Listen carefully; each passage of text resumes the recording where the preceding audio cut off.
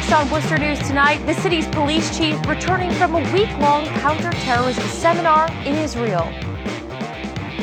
Plus, 2 WPI professors have created a smartphone app to help aid in weight loss.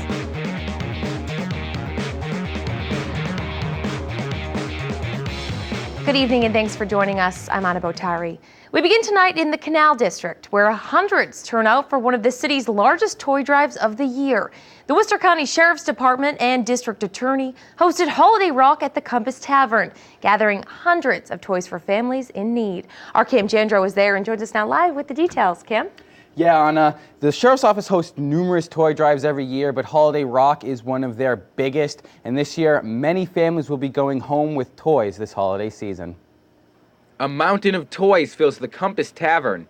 Hundreds packed into the restaurant Wednesday for Holiday Rock, a toy drive for families in need of help this holiday season. Imagine a child waking up with nothing on Christmas Day. It's wrong, and everybody knows it. Well, the people here tonight have the wherewithal and the ability to help those people, and that's what tonight's all about. More than $10,000 worth of gifts were ready to be donated to families in Worcester County. The Guild of St. Agnes will provide 1,600 kids with a book and gift this year thanks to the drive.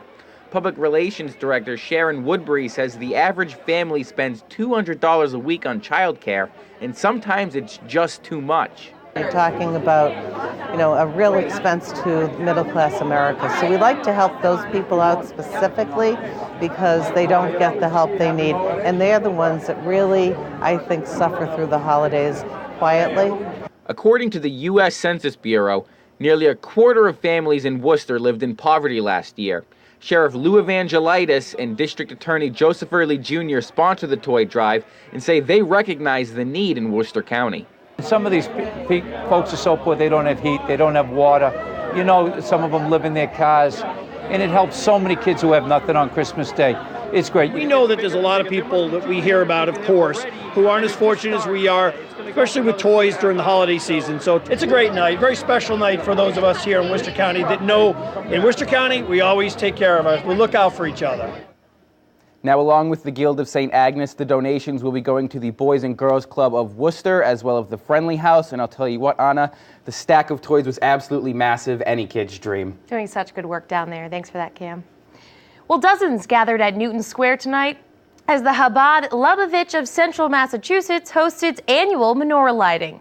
Rabbi Mendel Fogelman says there are more than 15,000 public menorah lightings around the world, and the menorah lighting at Newton Square was one of the first 10. Fogelman says tonight's lighting is extra special because they're not only celebrating Hanukkah, but it's also the 75th anniversary of Chabad's presence in Worcester. In honor of the anniversary, they're having a 24-hour fundraising campaign. $60,000 within a 24-hour period beginning at 5:30 this evening. It's Hanukkah, it's a time of light, and it's time of giving money, and it's a time of celebration, so everyone have a happy and wonderful Hanukkah. Rabbi Fogelman says for each $1,000 donated, they get $4,000 in return. The campaign runs through 5:30 p.m. Thursday. 2 WPI professors are taking a new approach at how to lose weight through using a smartphone app. The app is designed to predict and intervene in users overeating. We had a chance to sit down with them today to learn more. If you're searching for weight loss apps on your smartphone, you'll find quite a few. But these 2 WPI associate professors say many involve a lot of tracking calories and exercise.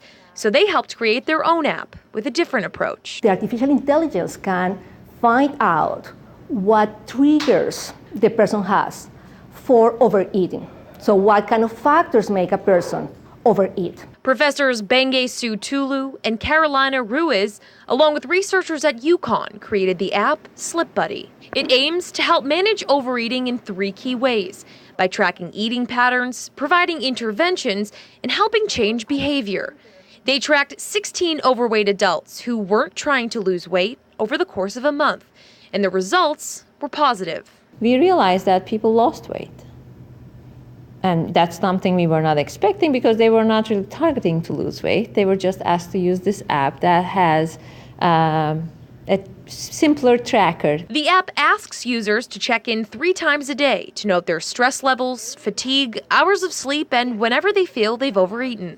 Use the patterns to create notifications, behavioral interventions that are delivered by the app to you, making you aware that your behavior is likely to make you overeat and giving you some support and ideas of how to avoid that overeating. The researchers are currently working on enhancing the app and say a larger user study is expected next year. East Brookfield police released new video today as they continue to investigate a fatal pedestrian accident from October. Police are pointing out this gray car in the new surveillance video and are urging anyone with information on it to contact them. According to police, 54-year-old Lisa Germain of Worcester was crossing Route 9 on October 29th when she was killed in a hit-and-run crash around 6 p.m. Police are asking anyone who was in the area, saw or heard something from the night to contact them. Firefighters in Oxford were on scene of a multi-alarm fire. The bitter temperatures making it somewhat difficult for first responders to put out the flames. The blaze broke out around 3 this afternoon on Main Street in Oxford. The fire department says it appears to have started in the walls. The structure is a multi-home building. Everyone made it out safely and no one was injured.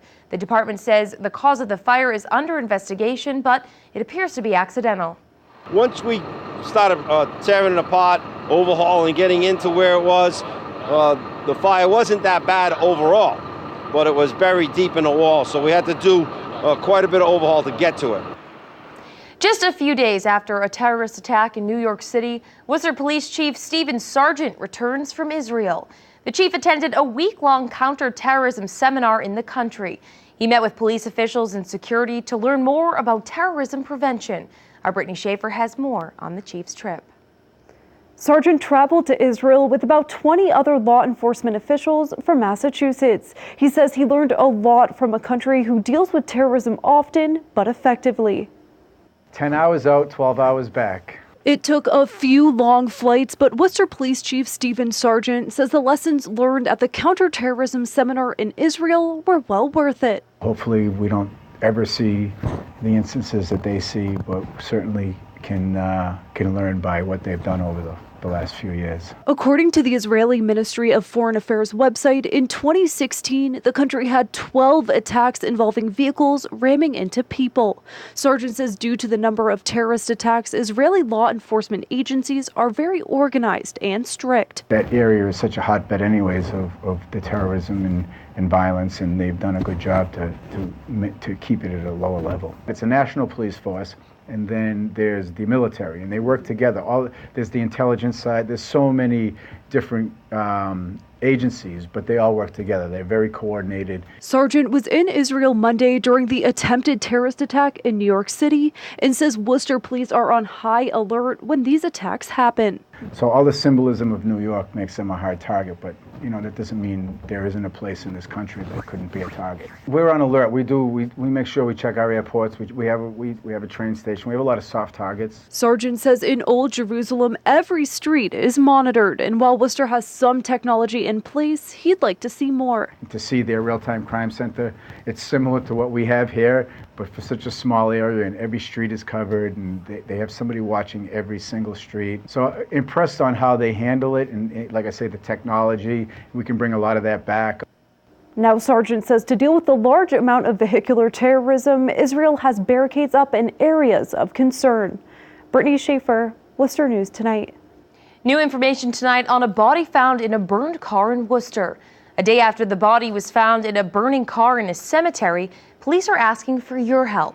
They want anyone who is in the area of Hope Cemetery Tuesday morning between 8:15 and 9 and may have seen someone being picked up by a car to give them a call.